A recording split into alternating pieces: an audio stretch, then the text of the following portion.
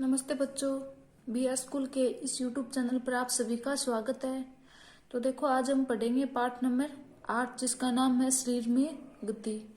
और जो पिछला पाठ था हमारा पाठ नंबर 7 वो हमारे इस बार सिलेबस में नहीं है, तो आगे वाला पाठ हम अध्ययन करेंगे। तो देखो, शरीर में गति। बिल्कुल शांत होकर बैठिए तथा अपने शरीर में होने वाली गतियों का अनुभव कीजिए। आप समय समय पर अपनी पलकें तो झपकाते ही होंगे, यानी टाइम टाइम पर आप अपनी समय समय पर आप अपनी पलकें झपकाते हैं। और श्वास लेते समय अपने शरीर में होने वाली गतियों का प्रेक्षण कीजिए। हमारे शरीर में स्वतः ही अनेक गतियां निरंतर होती रहती हैं, यानी हमारे शरीर में एनी टाइम बहुत सारी गतियां होती रहती हैं। जब आप अपनी नोटबुक में लिखते हैं तब आपके शरीर का कौन सा भाग कार्य करता है? यानी जब हम नोटबुक में लिखते हैं तो हमारा कौन सा भाग क्रिया करता है? हाथ करता है, और आंखें उनके द्वारा हम उनको देखते हैं, यानी बहुत सारे पार्ट है वो काम करते हैं। जब आप मुड़कर अपने मित्रों को देखते हैं तब शरीर का कौन सा भाग गति करता है? उपयुक्त सभी उदाहरण में आपके उसी स्थान पर रहते हुए भी आपके शरीर का कोई न कोई भाग गति करता है। आप एक स्थान से दूसरे स्थान पर जाते हैं। आप एक स्थान से दूसरे स्थान पर जाते हैं।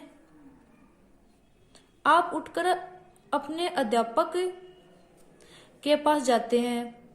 कक्षा के बाद विद्यालय के मैदान में जाते हैं अथवा विद्यालय के बाद अपने घर में जाते हैं। तो इस स्थिति में आप एक स्थान से दूसरे स्थान तक जाने के लिए वास्तव में चलकर जाते हैं, यानी हम चलकर जाते हैं। और आप चलकर, दौड़कर या कूदकर एक स्थान से दूसरे स्थान तक जाते हैं। आइए अपने मित्रों, अध्यापकों एवं अभिभावकों से चर्चा कीजिए। सारणी 8.1 बढ़ती हुई है। देखते हैं कि जैसे देखो, आपको भी इधर सारणी दिखा रखी है, उसके अंदर देखो आपको कुछ बता रखा है, कुछ आपको लिखना है। जैसे देखो, जंतु एक स्थान से दूसरे स्थान तक जाने के लिए कैसे गमन करते हैं।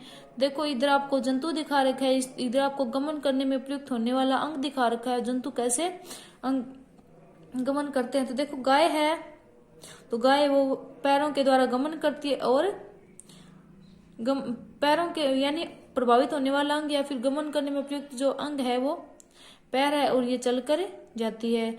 मनुष्य है वो भी पैरों के द्वारा गमन करते हैं, वो भी चल के जाते हैं। सांप है तो सांप का संपूर्ण शरीर ही गमन करता है और वो रेंग कर चलते हैं। उसी प्रकार जैसे पक्षी है तो पक्षी को गमन करने वाला प्रयुक्त जो भाग है या फिर अंग है, यानी उनके जो पंख होते हैं उनके द्वारा, और वो उड़ते हैं, आपको पता ही है। इसी प्रकार आपको ये पूरी की पूरी सारणी भरनी है। जंतु एक स्थान से दूसरे स्थान तक किस प्रकार से गमन करते हैं? चलना, टहलना, दौड़ना, उड़ना, छलांग मारना, रेंगना एवं तैरना इत्यादि जंतुओं के एक स्थान से दूसरे स्थान तक जाने के कुछ ढंग हैं। यानी ये है वो एक स्थान से दूसरे स्थान तक जाने के ये है जो प्रमुख है ये ढंग है। जैसे कोई चल के इधर उधर जाता है, कोई टहलता है, कोई दौड़ता है, कोई उड़ता है, कोई छलांग मारता है, कोई रेंगता है। ये सभी है वो एक स्थान से दूसरे स्थान तक गमन होने के लिए उपयुक्त है वो सिचुएशन है। जंतुओं के एक स्थान से दूसरे स्थान तक जाने के तरीके में इतनी अधिक विविधता क्यों है? क्या कारण है कि अनेक जंतु चलते हैं जबकि सांप रेंगता है और मछली तैरती है? यानी इस प्रकार से ये विभिन्न जीवों में विभिन्नता क्यों है? और जैसे देखो, कुछ जंतु है वो चलते हैं, कुछ सांप यानी सांप है वो रेंगता है और मछली है वो तैरती है। इन सब के बारे में हम यहाँ पे पढ़ेंगे। तो देखो, मानव शरीर एवं इनकी गतियां। जंतुओं की विविध गतियों पर ध्यान देने से पूर्व आइए अपने शरीर की कुछ गतियों का ध्यानपूर्वक देखें। क्या आपको विद्यालय में शारीरिक व्यायाम करते समय आनंद आता है? विद्यालय में शारीरिक व्यायाम करते समय आपके हाथ एवं पैर किस प्रकार गति करते हैं। आइए, हमारा शरीर जिन गतियों को करने के योग्य है, हम उनमें से कुछ शारीरिक गतियों को करने का प्रयास करेंगे।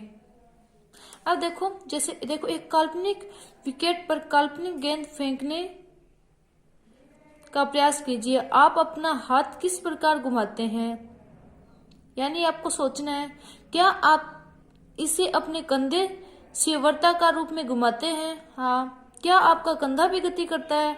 हाँ। और पीठ के बल लेट जाइए तथा आपके पैर को कुल्हे के चारों ओर घुमाइए। अपनी भुजा को कोहनी से ऊपर नीचे कीजिए। इसी प्रकार पैरों को घुटनों से मोड़िए। अपने हाथों को अपनी पार्श्व से सीधा तानिए और भुजा को मोड़ते हुए अंगुलियों से कंधे को छूइए। आपने अपने हाथ का कौन सा भाग मोड़ा? हाथ को सीधा तानकर नीचे की ओर झुकाने का प्रयास कीजिए। क्या आप ही ऐसा कर पाते हैं? यानी ये आपको एक सोचन स्थिति है, ये आपको करके देखना है। आइए, शरीर के विभिन्न हिस्सों में गति करने का प्रयास कीजिए एवं प्रेक्षण सारणी 8.2 में नोट कीजिए। क्या कारण है कि हम अपने शरीर के कुछ अंगों को तो स्वतंत्र रूप से किसी भी दिशा में घुमा सकते हैं, जबकि कुछ अंगों को है वो केवल एक ही दिशा में घुमा सकते हैं। हम अपने शरीर के कुछ भागों को घुमाने में असमर्थ क्यों रहते हैं, यानी ये आपको देखना है कि हम हमारे शरीर के सभी अंगों को है वो नहीं घुमा सकते। कुछ अंगों को हम घुमा सकते हैं, कुछ भागों को हम घुमा सकते हैं, और ये असमर्थता क्यों है हमारे अंदर, ये हमें देखना है। और ये देखो, आपको क्रियाकलाप जैसे एक दे रखा है, वो हम आगे वाली वीडियो में पढ़ेंगे। तो आज के लिए इतना ही, धन्यवाद।